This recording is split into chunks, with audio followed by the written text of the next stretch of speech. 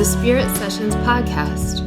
I'm your guide, Katie Silcox, bringing you your weekly self-love soundbite. Join us, where I'll help you find your true spiritual home, where every single aspect of you is holy ground, holy ground, holy ground, holy ground.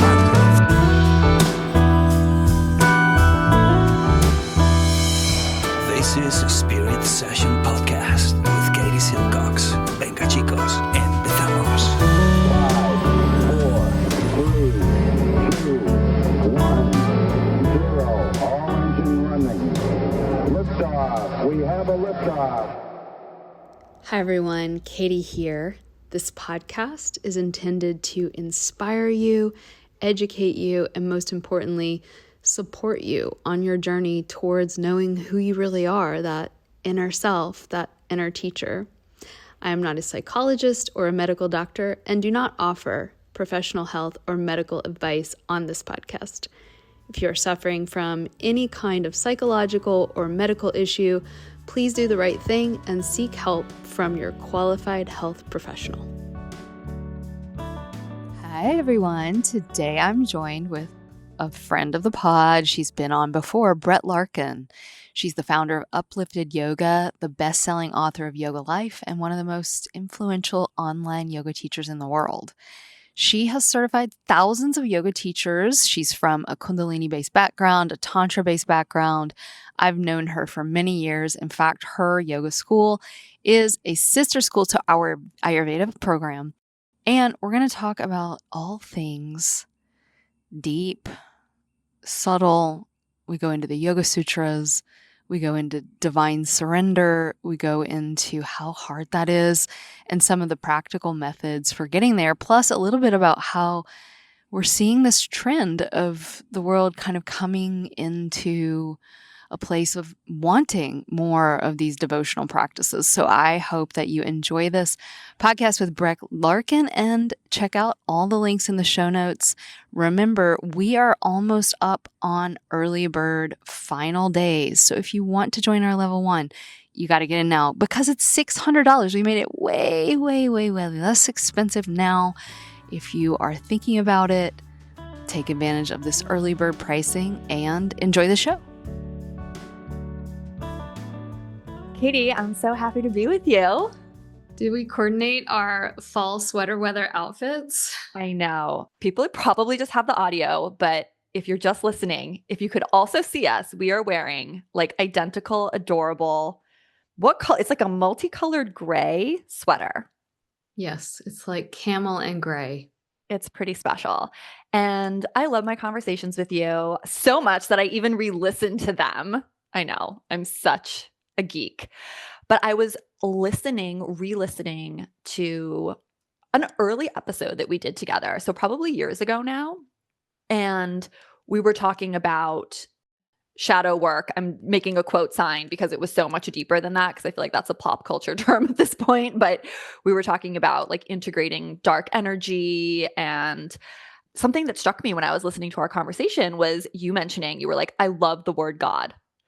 And I thought that was so interesting because I think as yoga teachers or as a yoga teacher trainer, I'm always hesitant if like I can bring that word into the space. Do you feel a little bit the same where you're like, or you're just using it freestyle? I don't know. Let's talk about this. Yeah. Yeah. I love talking to you too, by the way. What I love about Brett, I'm speaking of her, like she's sitting on the mountain over there. What I love about you is this like commitment to truth and to history and to understanding and bringing, like doing yoga, right? Bringing light to that which isn't clear. And I was speaking with a friend the other day. There's this whole thing that you were actually talking about in some of your newsletters on the sutras, and all of the technology in the sutras can be done, right? Because there are as many methods as there are beings, but you can also just surrender to God. And it's like Ishvara Pranidhana. And so like the seminal text on yogic technology says you can do all these things and be clear that all these things set the scene to be able to feel the possibility of that because it's easier said than done. And so I said I love the word God for a couple of reasons. And one is like just being a student of this thing called yoga. And if we take God out of it, we're really missing something important. And then secondly, I think in that podcast, Brett, I was talking about the word God is different than goddess. And God is a fatherly energy. It is a masculine word. We do understand the difference between God and goddess. And so many women, especially in the yoga community, for very good reason, have wanted to move towards the goddess. But when we throw the baby out with the bathwater, so many of those very same women have struggled and do struggle with their relationship to men and to fathering. And when I say fathering, I mean the archetypal principle of that. And so for me to actually feel this like word that is not foreign to me, that I grew up with in the Southern Baptist culture that I grew up in, it is like a healing balm on my nervous system that's different than maybe other words or things. And so I see what you're saying about can we say it? Because I do kind of caveat it by saying you don't have to do this because you don't. You don't have to. And I think there's so many different ways we can translate Ishvara Pranidhana. And I think let's take it back to the sutras. So I think Patanjali very intentionally included this idea of a deity or a higher power or this concept of Ishvara Pranidhana, which we do see many people translate as God. But there's so many different ways you could translate it. Surrender. I translated in my first book as relinquishing control. But here's where the rubber meets the road. And someone was asking me this in teacher training the other day, actually. They were like, how can I release control more? Because I have high pitta. So let's weave in Ayurveda here. And I was like, well, in order to release control, you need to have belief in a benevolent universe. If you don't have belief in the benevolent unfolding of life, it's incredibly hard to let go of control because you're in a state of constricting. And we all know that if you're constricting, not only can prana not flow, but I think something I've been tapping more into or talking about more is like constriction actually takes up a crap ton of energy, because to be constricted, I actually need to use a ton of energy in an inefficient way to kind of clamp down. So not only is prana not flowing, it's almost like I'm wasting gasoline, like my car's gas tank has a hole in it. So we need to have a belief in a benevolent universe for any of these principles that we're learning about, or for the Kriya Yoga system to actually function. What are your thoughts on that? Like, how does one relinquish control more in daily life if you don't believe in the benevolent unfolding of life, however you choose to define that? There's two things that come to mind. I love you because you're like, let's break down Ishvara Pranidhana and let's go back there for a second. And then I want to go to this idea of benevolent universe. Ishvara, Isha, like if you go to the Sanskrit or the Vedic, that actually means the Lord of all of the entities, or like Ganesha, Gana Isha. Isha means Lord, and Guna means gunas, like all the qualities. And so when you say you can just relinquish control, if people struggle out there, listeners, with this idea, you can also understand it as you're not alone. There's this thing that is just all the other things that exist. And so I think that's a beautiful way of saying God. It's just the fact that there's just so many things that aren't you and that you're not experiencing as you. And then the idea of a benevolent universe is so central to the tantric cosmology, in that we learn how to, in this tradition that I'm studying now, it's the Tibetan Tantra, it says you learn to trust the sacred mandala of your life, meaning even the things that feel horrific, challenging, dark, as we spoke of before, that there's this faith in that everything that's occurring is a part of that sacred mandala. And that is brutal. Like, let's not candy coat it. Brett knows this. Like, my house burned down 3 weeks ago. I lost every single thing that I own except for some clothes. And like the Lord, is like the dark mother of destruction that literally is like the ashes on the walls, right? And so learning how to actually trust this unfolding, I think, is the most important part of yoga. I don't know if I even answered your question at all, but I just kind of wanted to speak to those two ideas. Well, what was coming to mind for me as I heard you talking, God, right? We often hear that as like the generating, organizing, destroying principle. Like you could think of that acronym. And Love that. often I've mentioned that to my kids because they're like, what's God? There's all these questions, right? And I think that's a really like simple way to break it down. It's like that what creates, that what organizes, and that what also destroys. Mhm. And a lot of us, I think we want to be overly focused on the good, like all the things it's creating or all the things that's coming. But your house is proof that things also get destroyed. Fall apart. And I think to surrender to that mandala of life, like you talked about, like that's really everything. And I was at an event recently that a friend of mine ran, and she was talking about surrendering to God. And she had this really fun visual. So I'm going to describe it for you guys. So Yeah. she had a stool on the stage, and she was kind of like one hand on the stool, but not actually putting her booty on it, kind of like, half sitting, half not. And she was like, this is the state that we're all in. This is suffering. We're not surrendered. And if I could just surrender. And then when she surrendered, she sat on the stool. And she was like, I don't know, I could just be and like just trust in God's plan. And I think this is something that's really been shifting for me. And I know you've talked about this years ago, is because someone's listening and you're like, well, what does that mean? And really that just means asking spirit to be with you all the time. Like when I listened to the podcast a while back, which obviously everyone will link in the show notes so you can listen to it too. But something you were saying in it that struck me was you were talking about how much you are asking spirit to be with you. Like, just come be with me and to keep me company. And it's really putting yourself in this place of not knowing. Like I often think of that meme of like, put it on the universe's to-do list. But that's like the bubblegum wrapper, but it's like, it's so much deeper than that. It's really like, I can't function, or when I tried to function from my egoic identity and the grasping and the control, I'm like that awkward, my friend, like half in and out of the stool. Everything's constricted. Her body looked so awkward. It literally is like, I'm going to totally do that. That's amazing.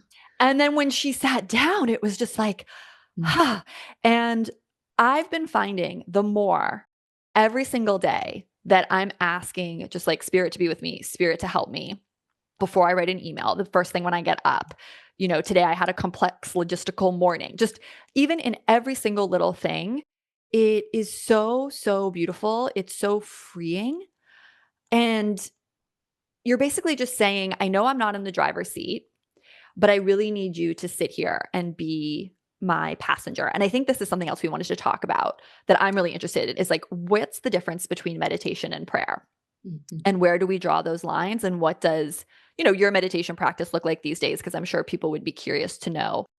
There's something in Christianity called imaginative prayer. And there was a really interesting one that I did, many actually, but one is like, you're just visualizing, there's a whole thing where you're like by a river, blah, blah, blah. But then you're visualizing Jesus sitting next to you on this bench, just in this sort of companionship, like being with mode.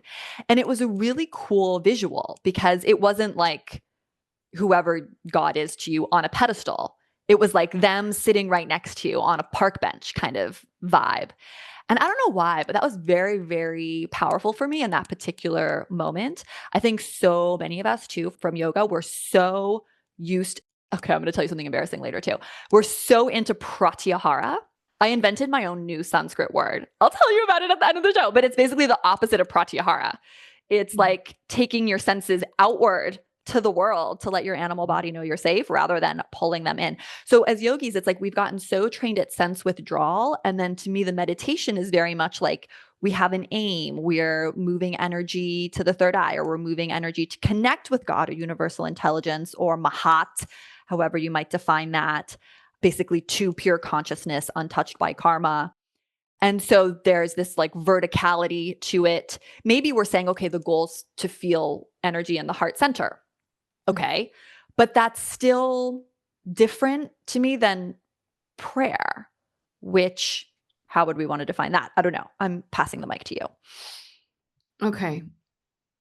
I love this. So let's go back for a second to this idea of surrendering to God. I love the stool analogy, and I think it would be helpful for us to think on levels of there's the mental body, the emotional body, the prana body, and these other higher bodies. And so I need to do it in all of the bodies. And so what meditation helps us do is like when I breathe and when I close my eyes and I go into my bodies, what I am noticing is the direct, raw embodiment of experience. There's physiology, there's emotion, there's mind, there's energy, there's, angels, who knows, right? There's everything that's there. And I'm learning how to open to it. And by doing that and watching the way that the mental body, because that's who's doing it, the mental body wants to control everything. That's who's doing that control thing. And to actually allow that to go on without demonizing it and trying to annihilate it, but surrendering is coming back into the present moment that is freaking hard. Because the present moment is oftentimes, especially when it's new, it's really scary. And so in the Tibetan tradition of Tantra, you learn that enlightenment is not blasting out to nirvana or getting samadhi the way we might think of bliss. It is actually learning how to tolerate greater and greater waves of energy. Mm. That's their definition. And so when I'm saying surrender to God, another way of saying is like, I'm learning how to surrender to the intolerable. And, I'm tearing up because it's very real for me right now. Just breathing in and out, even talking about it. And what that's doing is preparing us for the D part of God, which is death, which is when we practice meditation, it is in every moment of surrender, I'm getting better and better at death. And death isn't what we think it is. Because the more I open into that black, terrifying chasm where I don't exist in the way I'm used to solidifying into, that's what ego is. It's just solidification. And when I dissolve the solidification, I'm dying to that part. And we realize that death isn't what we thought. So that's the meditative piece that's so valuable and so important. For me, prayer is different, and prayer helps us on the very human level of that heart space where I am still human.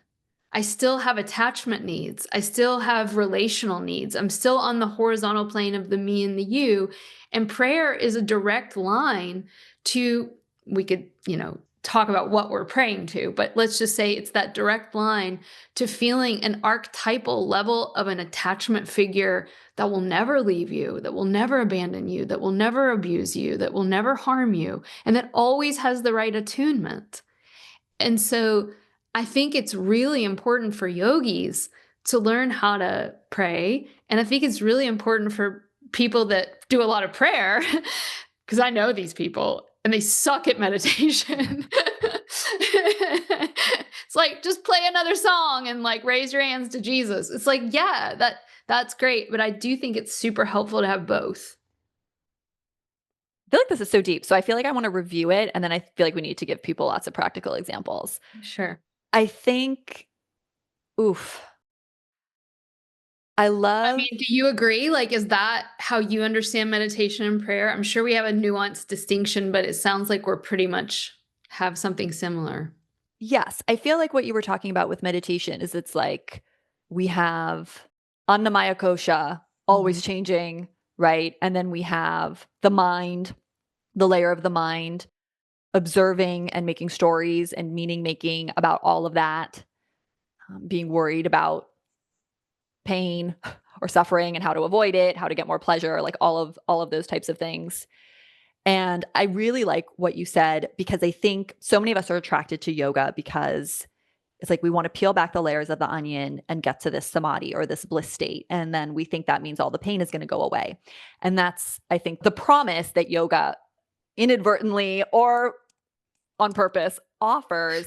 And we have these, people coming to it, and that feels really lovely. Like, oh, I can witness all of it. I can be detached and kind of get to this bliss place where nothing bothers me. And let's be honest, like when I was a train wreck, many, like just emotionally, like had no awareness of my thoughts, like very emotionally immature, energetically immature, like that sounded great. I was like, that sounds fantastic. Like if I could just witness all of this and not be attached, that would be fantastic.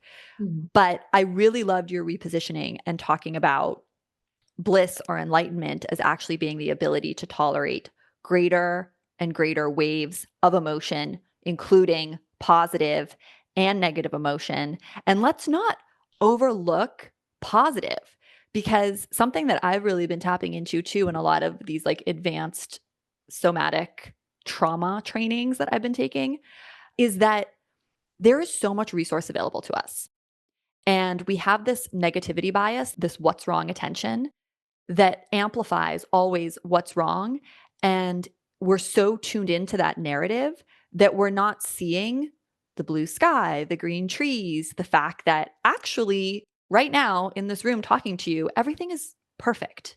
There's nothing wrong right now. Like I'm safe.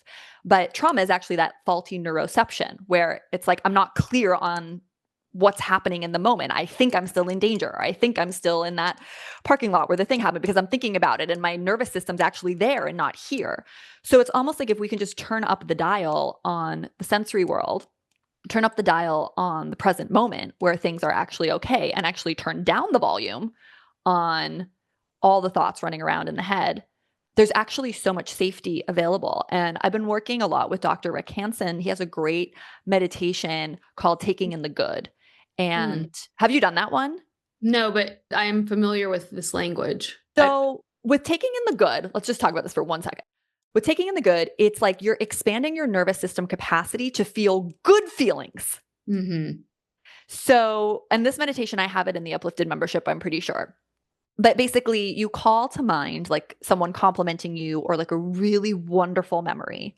And then you try to really feel it in your body. And then you try to amplify it. You try to turn it up. So it's like more pleasurable and you're letting yourself relish in the memory or the parts that feel good even more. And you'll notice that at a certain point, it starts to feel uncomfortable. You're like, I don't want to think about this anymore. I want to do something else. You start to get distracted.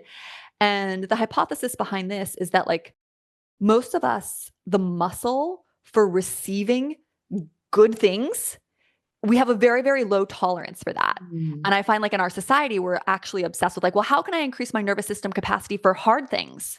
By doing like hard kriyas and hard chants and lifting my arms up for a long time. And, you know, so we're really, really focused on like, well, how can I increase my nervous system capacity to handle more negative? And that's definitely one approach. But an alternate approach is like when you consider you're only maybe taking in 5% of the safety and good and beauty around you in every given moment because you're so distracted by this what's wrong attention, is if you actually just increased your nervous system capacity or your capacity to feel all of that, there's so much healing available there too. And we have these like golden shadows, right? Where it actually doesn't feel safe or we don't give ourselves permission to feel something good. And exploring that is just as valid as the dark shadows. Right. Yeah. You're learning how to stay on the spot, whether it be what we would label as positive or negative. We're learning how to just be here. And I think that there's this false idea that the positive, that we're very comfortable with it, when actually we haven't even probably felt it.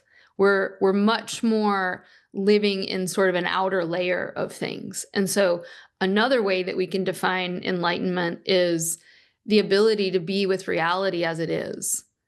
And that includes the positive and the negative, the thing that is wanted, the thing that is unwanted. And I think I know you and I totally agree on this. There's the tendency in us to run from the things that we don't want and move towards the things that we do. And Ayurvedically speaking, some of us are more tendent towards the pleasure portal and some towards the avoidance portal. And some of us do both. But I also think that there's also a striving and trying to get to the pleasurable thing. And you're not even actually on it, you know? And so I love this idea of being open to whatever is arising in the field of experience without pushing anything away and without trying to get anything to stay. And that is really, really challenging. That's the whole game.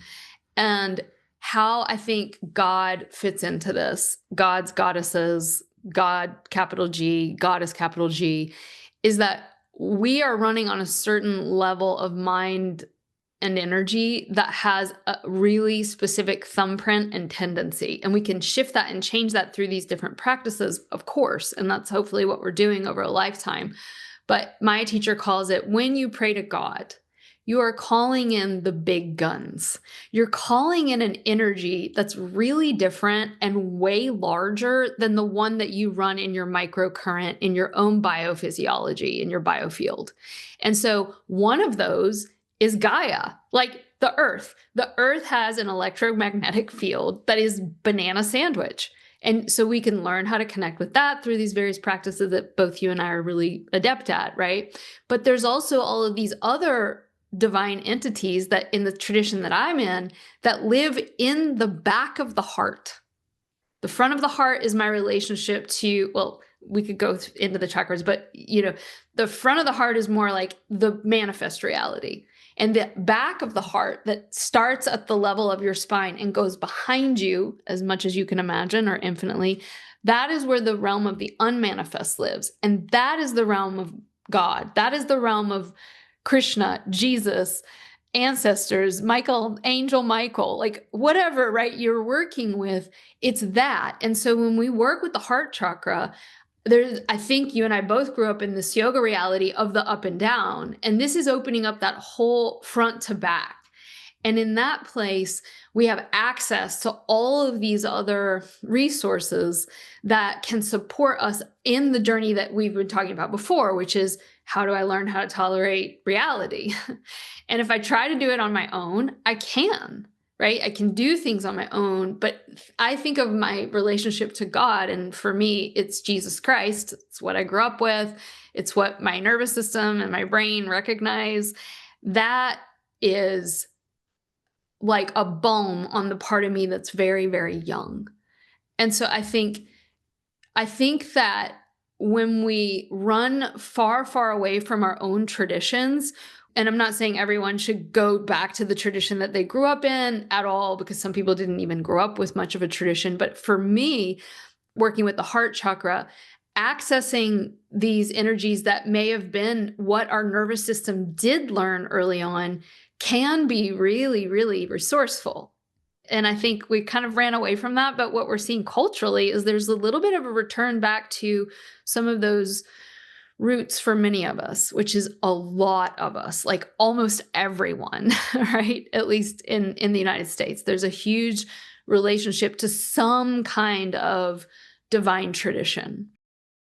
Yeah, there is. And I think let's put a pin in that, because I know there's been articles, like even New York Times articles, about how more and more people are flocking to Christianity more than ever before. I think it was even maybe talking about I don't know if it was from yoga specifically.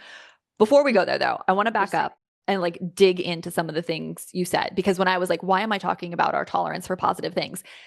Let's just make that connection for listeners. Like, you were talking about how being enlightened in this new definition paradigm we're playing with is the ability to tolerate greater and greater waves of emotional intensity, things that are actually happening here on planet Earth, be them good or bad.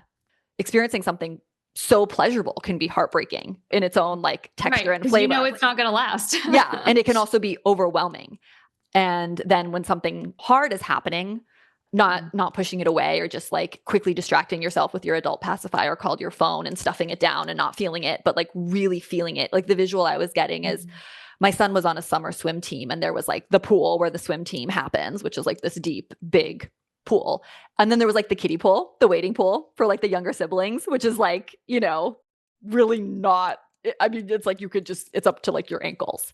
And most of us are just in that kiddie wading pool, right? With everything. We're not really willing to get in the big pool and feel some of these bigger feelings. And then we know from Tantra, anything fully felt will release, and that this pleasure and pain are literally two sides of the same coin. That intense, intense pleasure, this is so beautiful, tear down the cheek, and this is so, so painful. My heart is shattering open.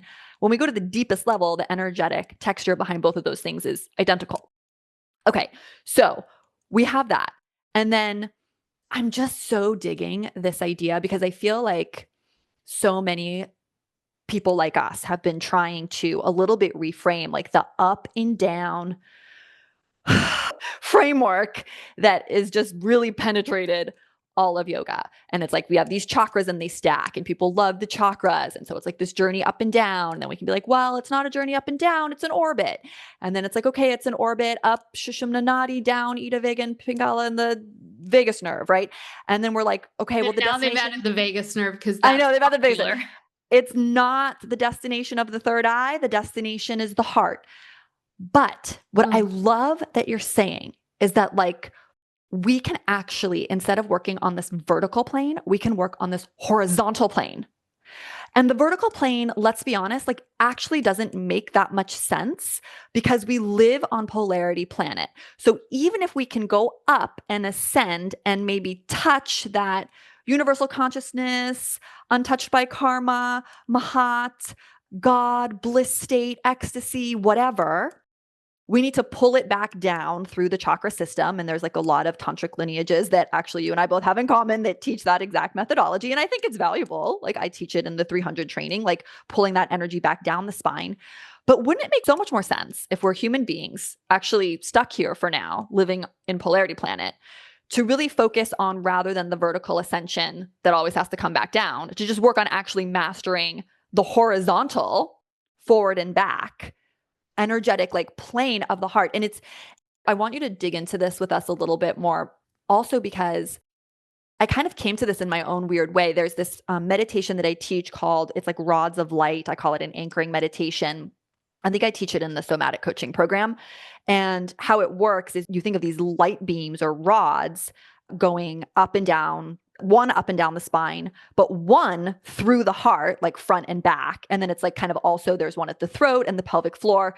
So it's kind of like you're gridded into these light beams, but it's really working more actually with the horizontal plane and beams than the vertical one.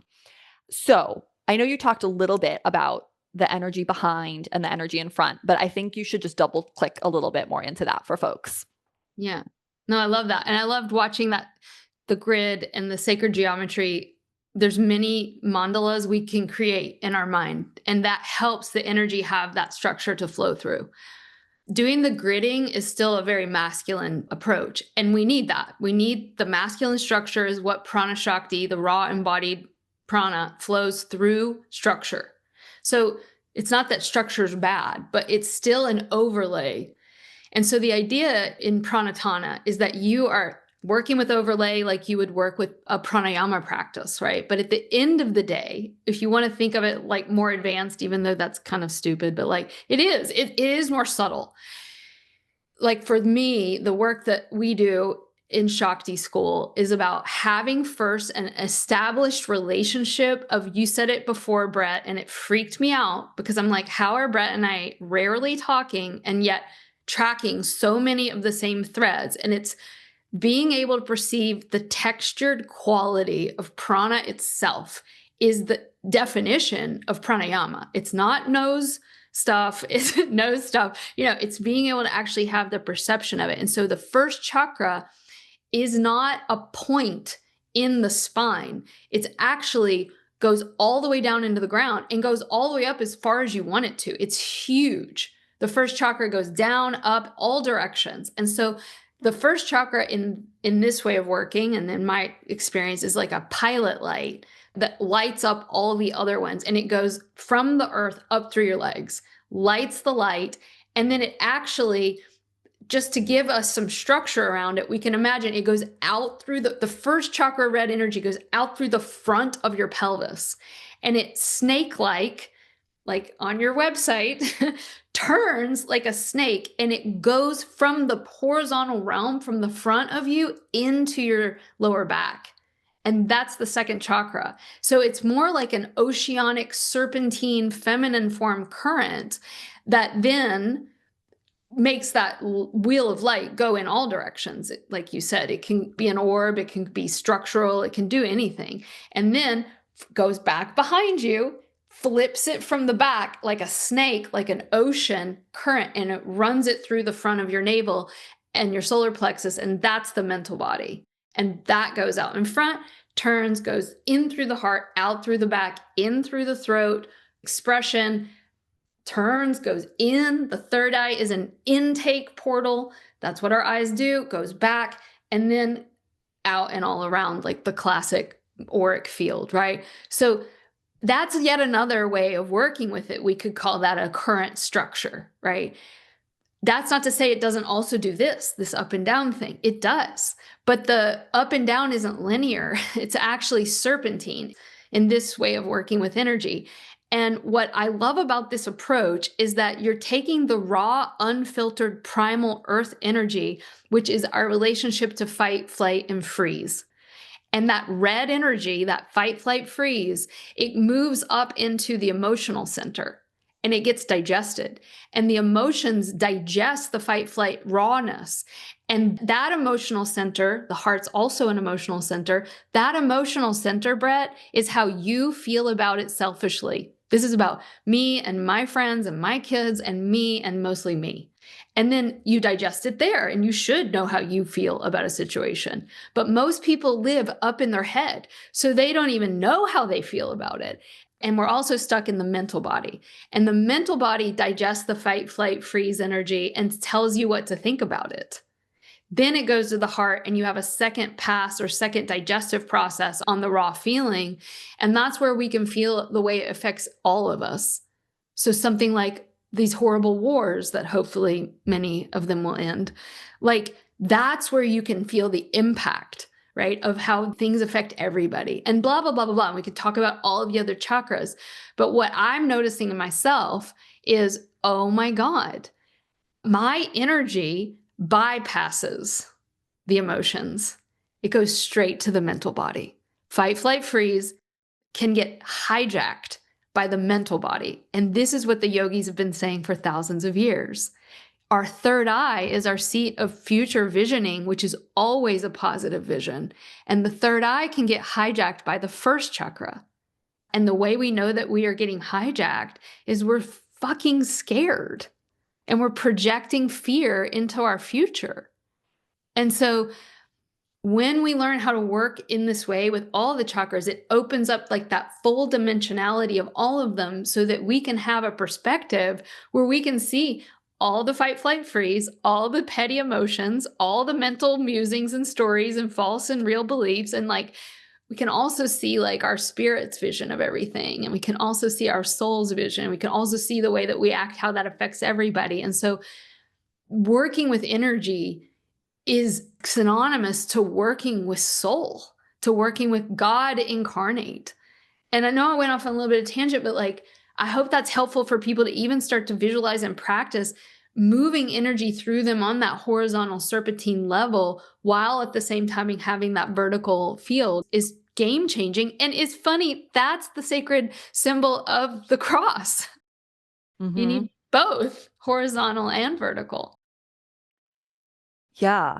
I think what stuck with me with what you said too is the fear, right? Yeah. We're scared. We're scared so much of the time. And the cheat sheet version of, I think, a lot of what you said, correct me if I'm wrong, Yeah. is like when we're scared though, that's when you can be like, God, come be with me, or spirit, come Yes. be with me, or consciousness, come be with me. Because if you realize when you're scared, you have someone to call on who can sit with you and can be with you and can love you unconditionally. That's incredibly calming and can help you regulate and make a lot of different decisions, as opposed to when you feel like you're alone, which is essentially egoic, right? I'm alone. I'm in control. That's me being half out of the chair again. I'm controlling and puppeteering everything here, right?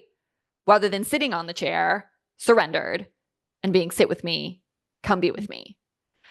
I feel like there is so much more that we could explore here with both the chakras. And as you were kind of making this serpentine motion and going forward and back, it was making me also think about like masculine, in quotes, texture as compared to feminine texture of energy. Like, for example, that rods of light meditation that I described, I would describe as a very like masculine technique, because you do it at the beginning of a coaching session because you're about to hold space for someone else. So it's like you want to be structured, as grounded. Yeah, like you are the container. So you want to be anchored, rooted. In the Kundalini training, it's like you are the energetic anchor for your class. So that means that you need to be very deeply rooted because there's a lot of energy moving around. Now, if I wanted to be more in that kind of like free flowing energy that you were describing, like, I don't know, is there just like a simple technique that is a go-to for you? Like, I know I've heard you talk before about like the waterfall breath, if you want to like describe that to listeners again, but that was a while ago. Like, what are you into Yeah, now? same thing. Super simple.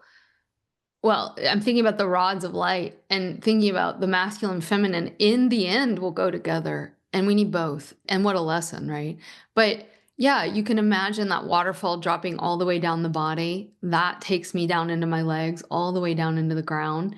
And then in this tradition, being grounded means you're all the way down your body and all the way into the earth. And then the earth energy comes all the way up into you. First chakra energy goes all the way up, right? That's like, now the little light is in her socket. That's what it means to be grounded. And so you can imagine it going all the way down and it coming all the way up. And then the mode that it can go up is just what I said, right? Like in through the front of your lower belly, out through the solar plexus, in through the heart, out through the throat, in through the third eye, out through the crown, and you go back down. And you can go through your body as well. And so that's sort of a method that's really helpful. And I think if there's one thing that I could encourage people to do is like have their back leaning up against a pillow or a chair or like a foam roller on the ground, because we are mostly so out of that interoception and proprioception of the back of our body. And so most of us have most of our prana. Even when we're yogi kundalini practitioners, especially yogi kundalini practitioners, it's inside, like you were saying, pratyahara obsession, and frontal. So this has been a radical change for me in realizing that the center of the chakra is in your spine, which is anatomically in the very back of your body.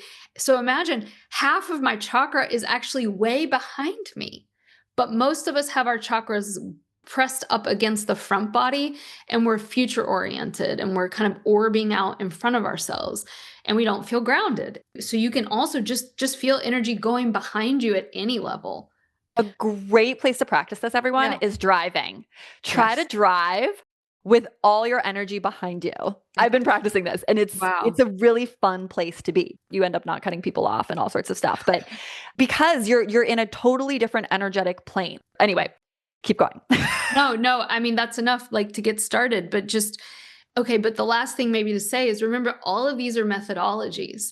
And at the end of the day, what we're training to be able to do is to feel prana on her own, what she's doing inside us, irrespective of any kind of mapping or channel or interior drawing methodology, right? Like that focus is wonderful, but the most advanced level, if you will, is really Zen, where you're just like, boom, I can feel my energy and I'm going to see what it is doing. I might like get it grounded first, right? But then she begins to teach us. And that's where the original, in my opinion, you're much more of a history scholar than me, but that's where I think that the original poses came from, was a humble, appropriate interoception of prana shakti. And that by moving the body in these weird contortions, we were letting the ego be moved by the prana connection.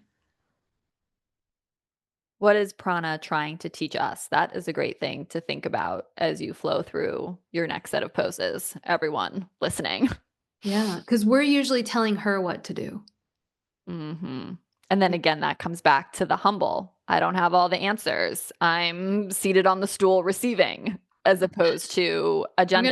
I'm going to Amazon to just buy a stool and just have it on my desk. I think it would have worked with the chair too, but there was something about the stool that was even better. Stools are way funnier. We're closing out.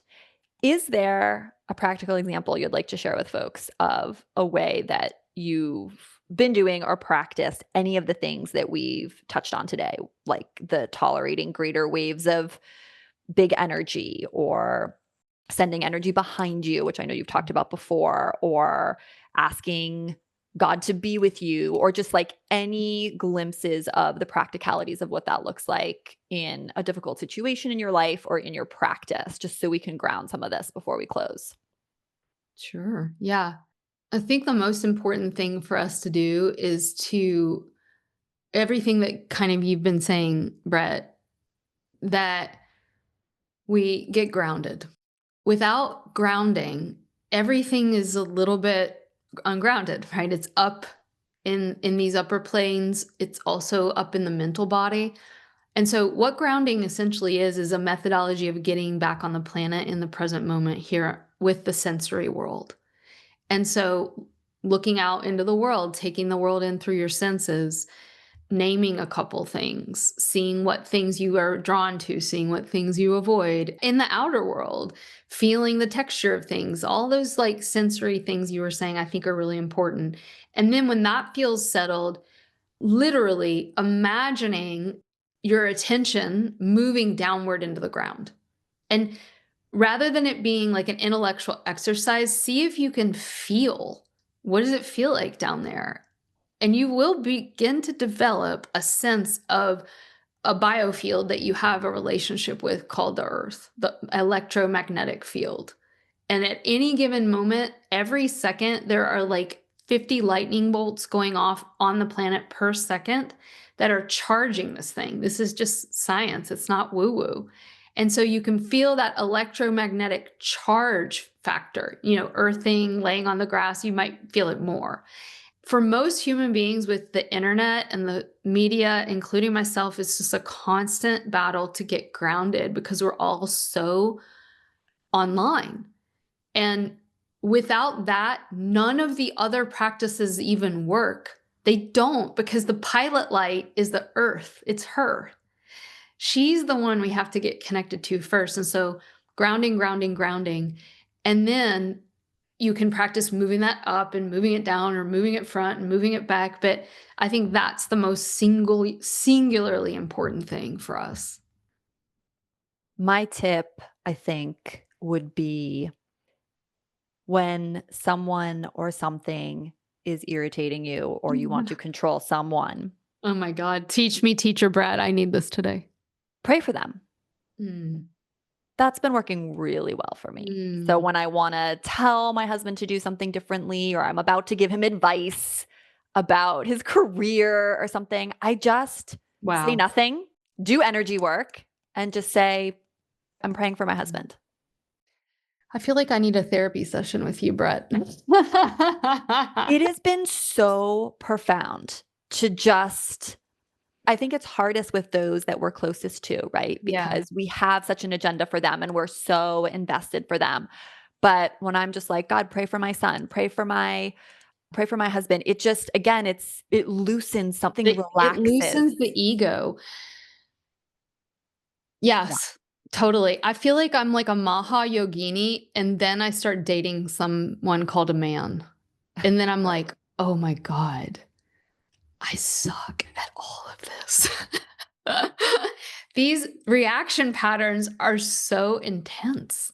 And I know it's in all of us, right? But yeah. They're so intense. And I wanted to echo back just really quickly something that you said on a prior podcast we did together, which is like a classic energy work mantra.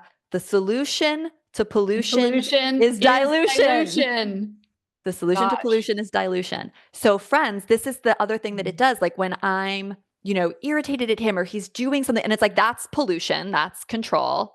So in praying for him or asking spirit to just like be with me, because I don't know best. Mm-hmm. God knows best, or whoever, universal consciousness knows best. Pick your, Athena knows best. I don't know. Pick whoever you want. But then the vice grip loosens, but also I start bringing in that energy, that texture, and it starts diluting the field of intensity as well. I have a final question for you. Asking for a friend. So here's what I struggle with. And this is when I forget about my 27 years of practice. And it's like I'm a baby that just came out of my mother on this planet. And I'm like, wah. I get so scared when I am in an intimate relationship. And I want to take that fear to the person. And I want them to reassure me and make me feel great.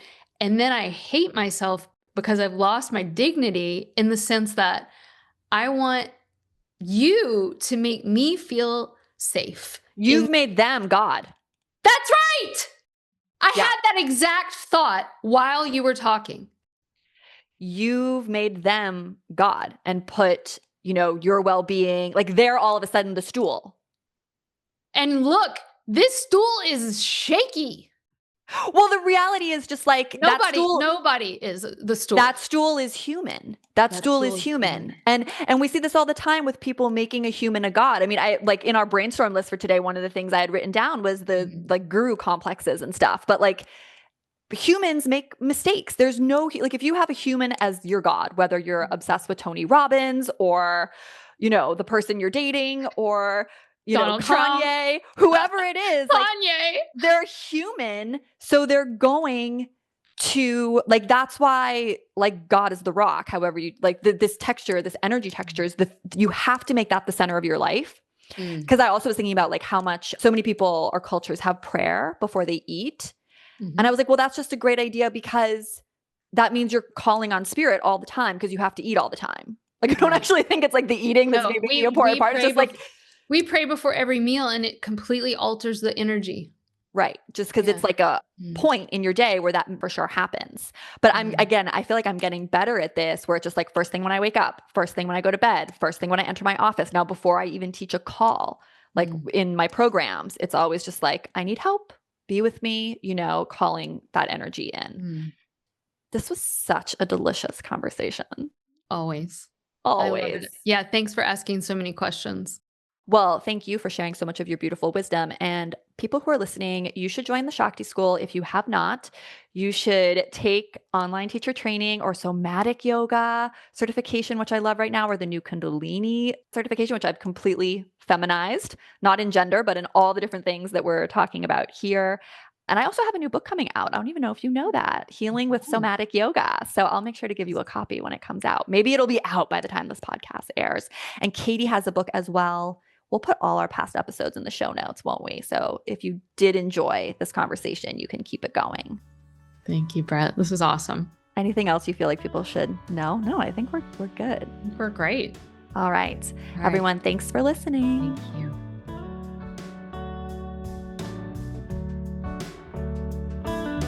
A big special thanks to Kevin Carlisle of Goodbye Gemini, who wrote this beautiful podcast music, and to DJ Juan Pablo Jimenez in southern Spain for mixing it and making it magic.